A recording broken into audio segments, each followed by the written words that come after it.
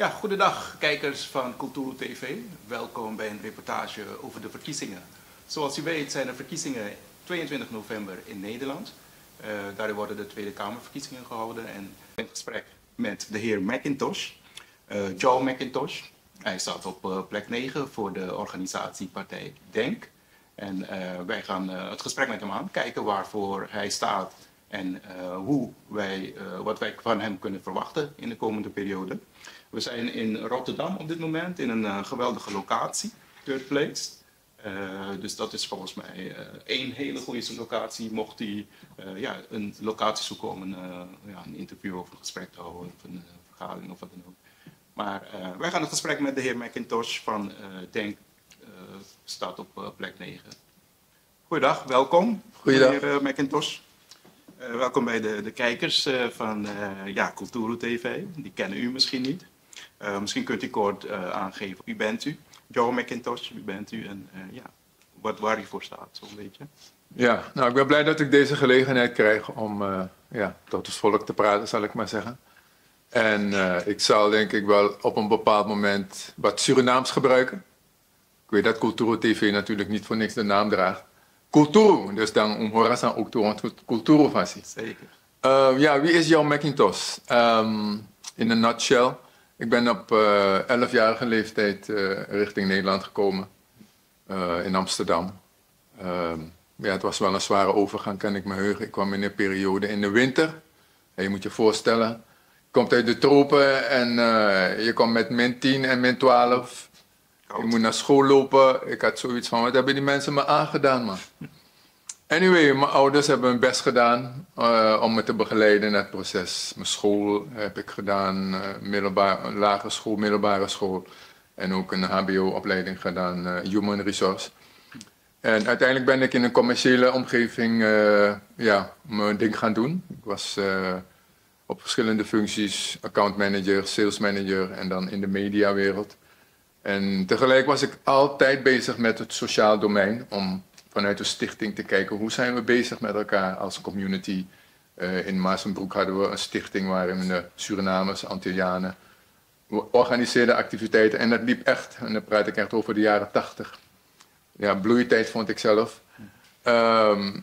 Dus nogmaals, ik heb vanuit het sociaal domein altijd gekeken van hoe gaan we elkaar steeds vinden om die eenheid bij elkaar te brengen. En ik heb daarom ook de afgelopen jaren wat activiteiten daarop gepakt. Een van ze is onder andere samen met de mensen van Sabiru Tuskoro. Peter Resulieu is de godfather, zal ik altijd maar zeggen, van Sabiru Tuskoro. Hij is inmiddels in Suriname. Samen met een aantal mensen hier ook in Rotterdam. Mevrouw Helen Vreugd, Elvira. Dus weet je, we hebben in ieder geval in 2007 hebben we een start gemaakt en in 2019 hebben we de draad weer opgepakt om te zeggen van die kinderen van ons moeten weten wie ze zijn. Ze moeten niet alleen een slavernijgeschiedenis weten, before, maar ook kijken naar de toekomst. Hoe maak je kinderen sterk? En we zien dat het met vallen en opstaan gaat. We zijn 5 jaar bezig in Amsterdam. Rotterdam is 2 jaar geleden begonnen. En de leeftijdsgroep van de school is van 4 tot 12 jaar. We pakken de kinderen bij de hand. We laten ze onze cultuur voelen, proeven. En we proberen ook de ouders erbij te betrekken. Maar eerlijk gezegd valt dat soms wel tegen. Dus ouders, die betrokkenheid, dat kan echt meer hoor. Want jullie hebben kinderen met heel veel talenten. En ik weet zeker als we het samen zouden kunnen doen, dan zouden we meer uit die kinderen kunnen halen. Dus dat is een boodschap ook richting de ouders. Ja, wat heb ik nog meer gedaan? Ik heb met de naamsverandering, want mijn naam jou verdient wel een toelichting. Kijk, vanuit Sabiru ga je altijd op zoek van wie ben je, waar kom je vandaan? En de geschiedenis leert dat we uit Oost-Afrika zijn moeten vluchten. En uiteindelijk is er een deel van onze gemeenschap in Midden-Afrika gebleven en een deel is naar West-Afrika gegaan. En de laatste jaren hoor je heel veel de connectie tussen Suriname en Ghana. En daar zit natuurlijk ook wel de geschiedenis achter mijn naam, Jou. Dat is de persoon die op de donderdag geboren is. En ik heb toen de missie ook mogen meemaken om vanuit een documentaire met ZDF Duitsland, BBC, ook in Nederlandse krant De Trouw, om aan te geven van waarom naam je naam erg belangrijk is. Je weet, we hebben een naam opgeplakt gekregen van slavenhouders. Sommige mensen hebben er geen moeite mee, maar ik heb zoiets van, nee, spiritueel gezien moet je daar ook wat mee doen. En al gaat het niet met die snelheid die je zou willen. Dus we hebben de pers gehaald, internationaal zeg ik dus, om aan te geven hoe belangrijk een naam is en de naamsverandering. En het resultaat is, en niet dat ik alleen de credits neem, is dat vanaf volgend jaar naamsvermelding gratis is voor iedereen in Nederland die als nazaat vindt van, ik ben niet happy met mijn achternaam. Alleen ik wil wel meegeven mensen, als jullie dat gaan doen, denk goed na. Het is niet dat je zomaar een naam gaat kiezen. Er zit een spiritueel element in, dus laat je adviseren door mensen in je omgeving.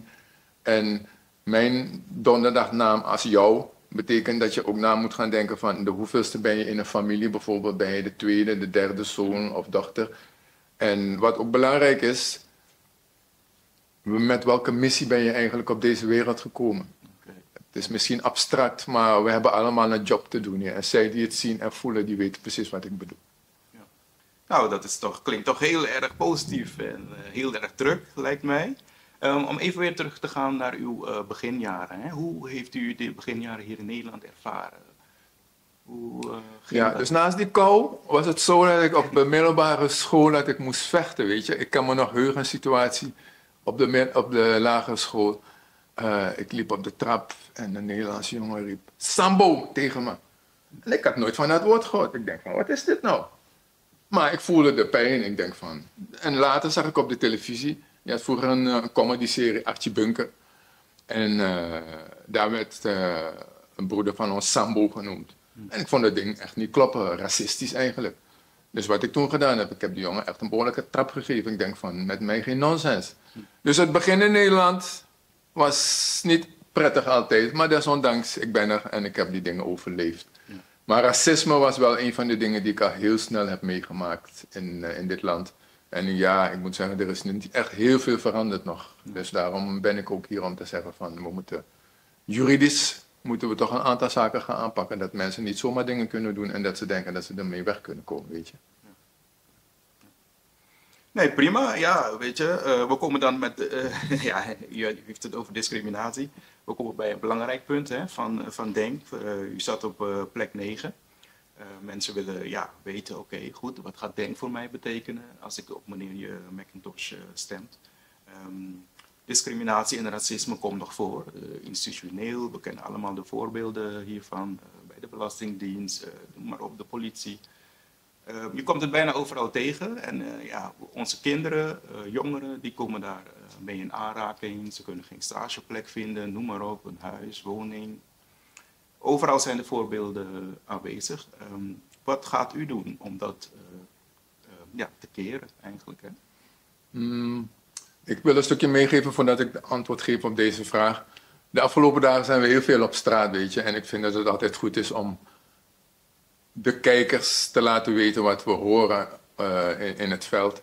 En heel vaak krijgen we mensen de reactie van, Denk, maar waarom Denk? En dan zeg ik een paar dingen. Denk heeft bewezen dat ze onze zaak een warm hart toedragen. In het verleden hebben zij het AOW-dossier op tafel gebracht. Ze hebben uiteindelijk ook wel gezorgd dat de Nederlandse regering niet om excuses heen kon om hun slavernij dossier. Ik noem het dossier, maar met respect natuurlijk een heel belangrijk onderdeel van ons. En wat we zien is dat rassendiscriminatie ook een onderdeel is die ons bindt. En uiteindelijk moeten we reëel vaststellen dat wij hier als aantallen burgers hier van Afrikaanse afkomst, dat we nog niet in zo'n groot aantal zijn dat we een eigen partij op dit moment kunnen stichten. Dus je moet samenwerken. Ik kan dat strategie noemen, maar dat is wel waar we voor gekozen hebben. En met de wetenschap dat wij ook met Denk een gesprek gehad hebben, met het bestuur. We hebben ze duidelijk gezegd van Denk, wij willen niet als stemvee gebruikt worden, zoals andere grote partijen dat in het verleden gedaan hebben. Ik durf het te zeggen, wat hebben ze voor elkaar gekregen? Denk heeft laten zien dat ze inderdaad met lef bepaalde dingen op de agenda brengen. We hebben dus met Denk gezegd van Denk, we willen bestrijding van racisme en discriminatie op alle fronten. We willen een follow-up hebben van excuses van de transatlantische slavernij. We willen dat je een beleid van buitenlands zaken, dat je dat goed doet en rekening houdt met het decolonisatieproces. waarbij de Antillen, de Caribische eilanden, maar ook Suriname die er last van heeft. Dat we op een kritische manier gaan kijken hoe Nederland dat beleid voert, weet je.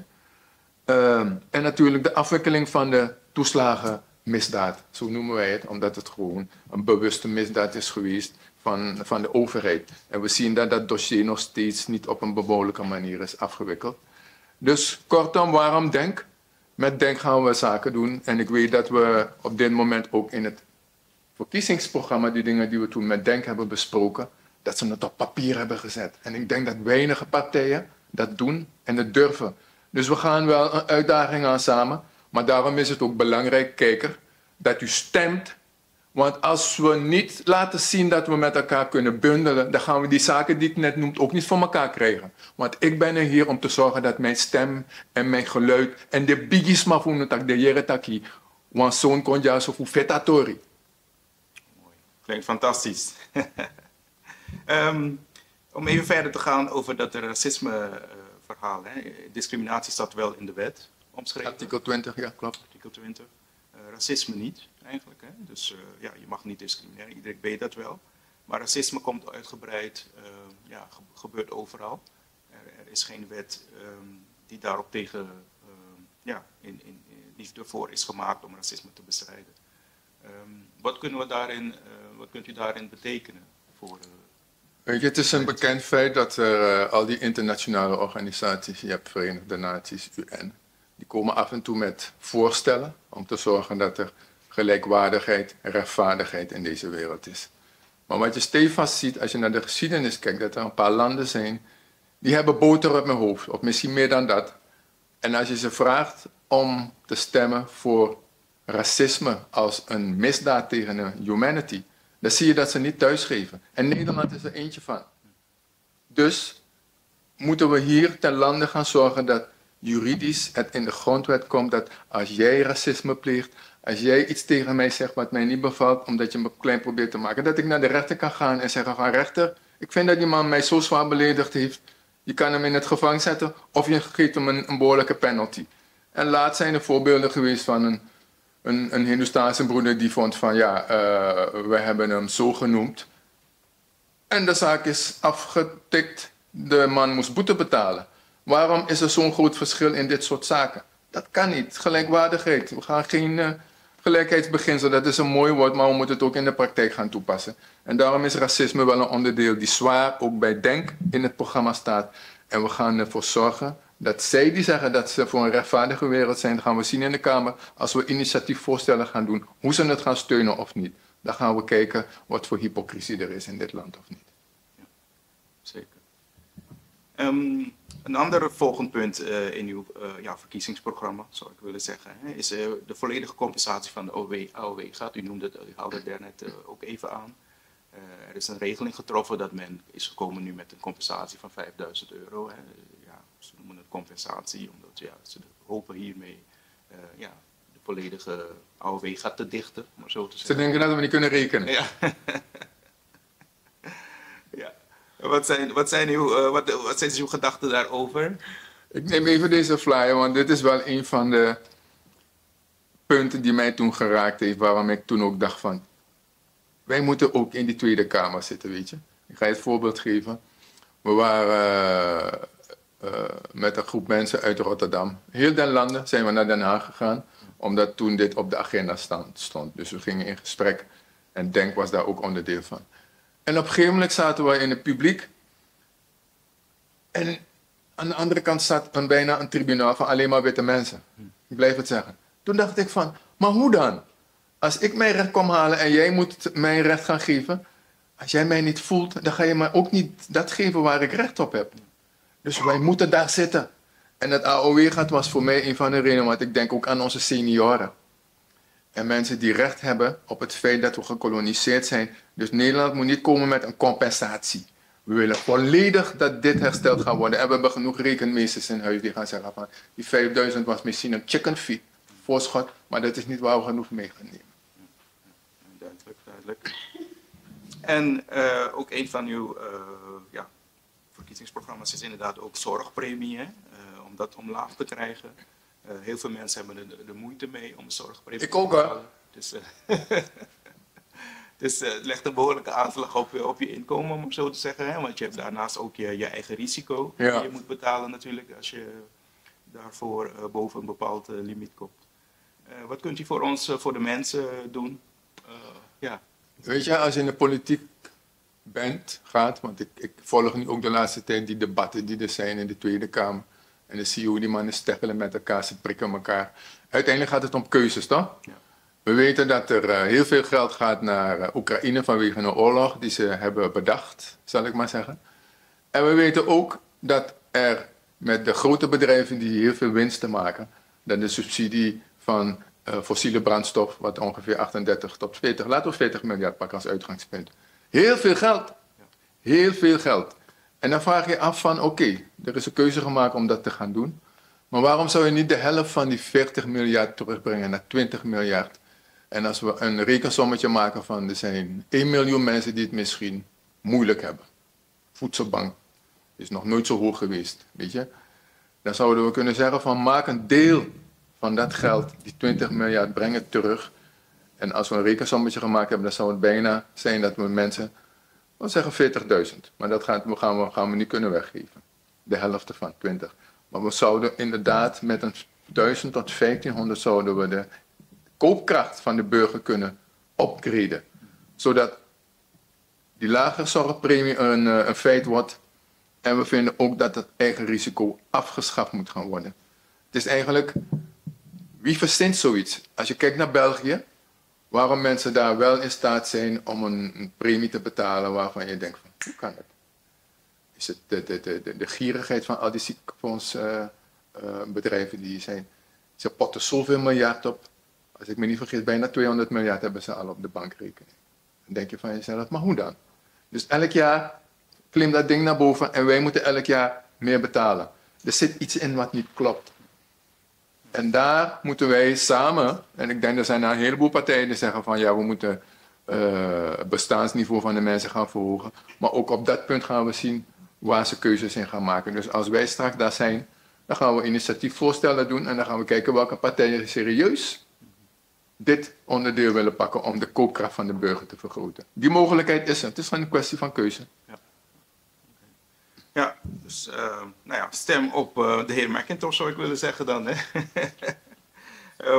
In ieder geval te zorgen dat onze agenda, onze punten worden meegenomen. De herstelbetaling heb ik nog als een van de laatste punten die ik met u wil bespreken. Ja, ja er zijn excuses gemaakt. Ja. Rutte heeft excuses gemaakt namens de regering van Nederland. De koning heeft ook zijn excuses aangeboden. Alleen komen we nu bij het punt van ja, herstelbetalingen. Ik denk dat dat ook een beetje tegen zit. Dat loopt niet glad nu. Er wordt een beetje over gesproken en daar weer niet. Mm-hmm. Wordt het tijd voor herstelbetalingen? Nou ja, wordt het tijd. Het moet nu gebeuren. Ja. Weet je, het is een heel breed materie, want je kijkt natuurlijk naar Nederland, ja, maar naar Suriname.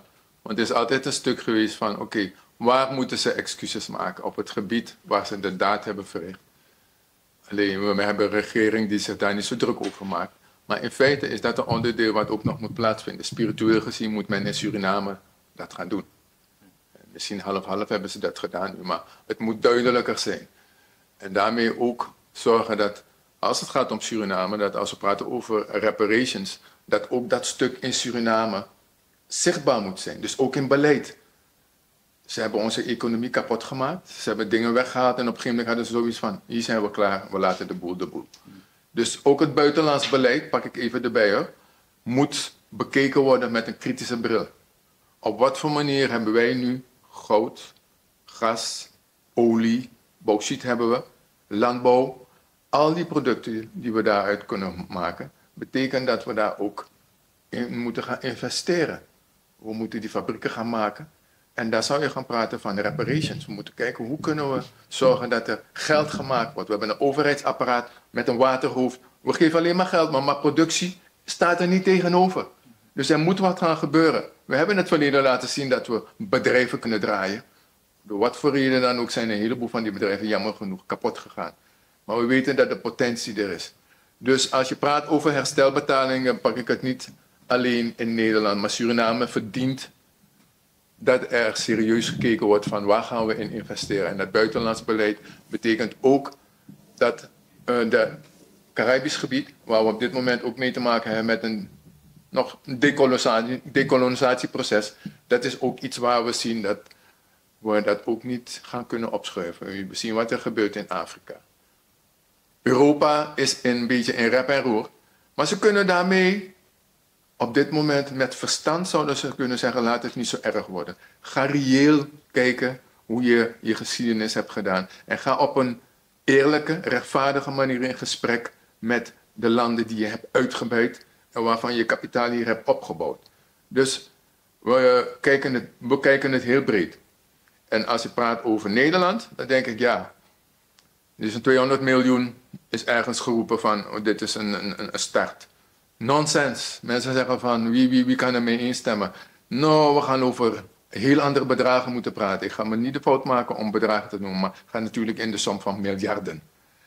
En dan heb je nog niet eens gekeken naar Mama Afrika. Want wat we ook zien vanuit de verbinding die we maken, want dan wil ik wel zeggen, wij zijn als Bonigrani-organisatie, ik ben een kind vanuit die organisatie, activistisch, hebben wij proberen de verbinding te maken met Mama Afrika, met het Caribisch gebied. En je ziet langzaam maar zeker dat we elkaar vinden.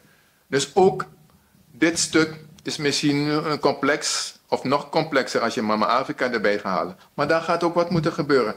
Alleen de regeringen daar, die moeten daar hun best gaan doen. Wij doen hier wat we moeten doen. Zij moeten ook gaan claimen. Dus het gaat een spel, of niet een spel, dat gaat gewoon een strategie moeten zijn van wat gaan we doen. En niet alleen Nederland, heel Europa moet gaan betalen op gebouwen. We willen gebouwen.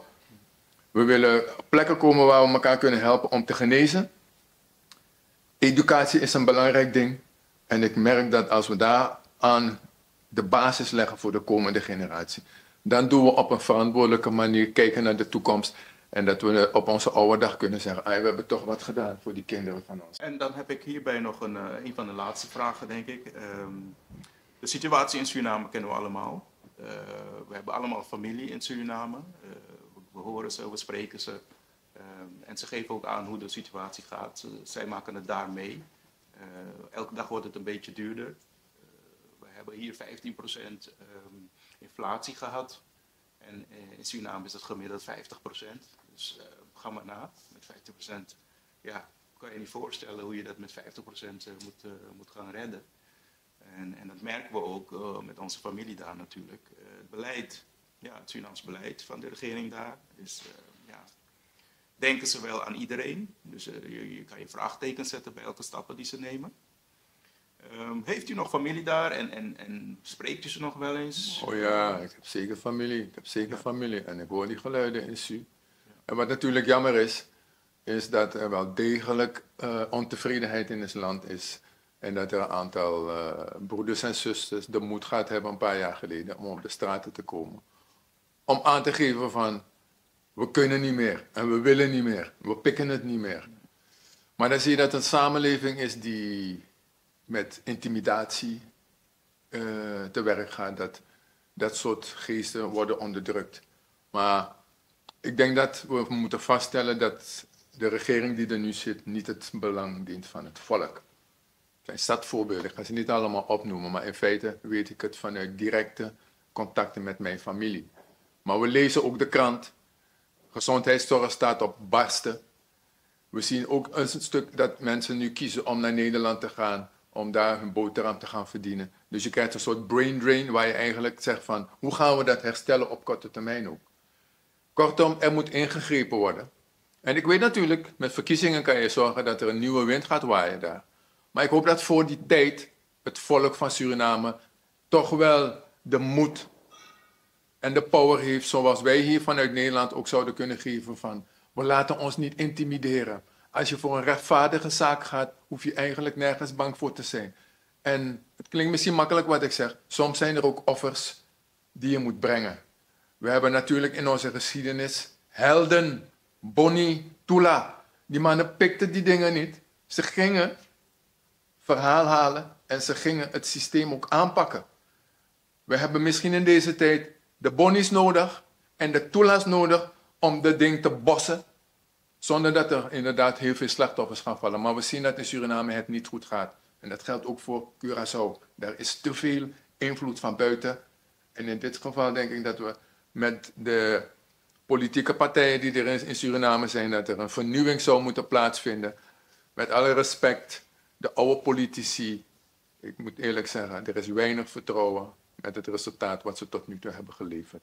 Dus ook daar is het nu wat wij roepen. Nu is het moment. En voor Suriname is het nog eventjes met de verkiezingen wachten. Maar ik hoop dat voor die tijd dat er behoorlijk veel gebeurt op straat en media. En dat we niet gemuilkorfd worden door deze regering, want dat is wat er gebeurt. Ja, nee, het gaat niet goed en we gaan al die technieken die toegepast worden om te zorgen dat de mensen van binnen komen, van andere landen, om te zorgen dat de stemming zodanig zal zijn dat ze de boel naar een hand gaat zetten. Het gaat niet lopen, het gaat ook niet werken, want er zijn meer krachten bezig dan alleen maar wat we zien met strategieën bedenken. Laten ze de geest van Suriname niet onderschatten. Dat is wat ik mee wil geven. Ja, de situatie in Suriname wordt er niet beter op. Ja, we hebben allemaal familie en het is dramatisch hoe het daar aan toe gaat. Dus laten we hopen dat het ja, veel beter zal gaan. Of in ieder geval bij de verkiezingen kunnen de mensen zelf zorgen dat er een nieuw bewind wordt gekozen eigenlijk. En ik zal die kritische vragen hier ook in de Tweede Kamer stellen. Kijk, er is een ministerie van Buitenlandse Zaken en van Koninklijke Zaken ook voor de Antillen. We moeten zorgen dat de dingen die daar besproken worden, dat we laten zien van, nee, dit is niet de kant wat te maken heeft met dekolonisatie. Nee, dit is niet de kant dat met excuses te maken heeft. We moeten die mensen confronteren met die feiten. Alleen wij kunnen het vanuit ons hart, vanuit onze jeje. Dat Mickey stem 22 november op Bradayau. En dan gaan we niet alleen het belang hier zien van Nederland, maar ook Caribisch gebied, Suriname. En ja, als onze Afrikaanse broeders ook zeggen van ze willen, dan kunnen ze aanhaken. Maar dat is ook een proces wat zijn tijd nodig heeft. Maar we gaan breed. Pan-Afrikanisme, dat is eigenlijk waar ik ook voor ga. We moeten overal waar onze mensen zijn bij elkaar brengen. Zorgen dat we onze eigen economie kunnen gaan ontwikkelen. Natuurlijk, je hebt een grotere markt nodig. Dus we gaan niet alleen maar een broodje pom kopen alleen maar in de Suriname. Nee, laat de Nederlanden komen, laat de Turken komen. Dan gaan we business maken met elkaar. Nou, dank u wel, meneer McIntosh. Het is toch een ja, goede interview geweest. En ik dank u kijkers voor het kijken en tot ja, de volgende keer. Kijkers bedankt. Denk wat u doet. Denk Atori. Jou.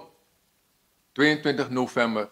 De enige man die het kan. Dank je wel. Daarmee, kijkers, zijn we aan het eind gekomen van dit gesprek. Ik dank u voor het bekijken en tot de volgende keer.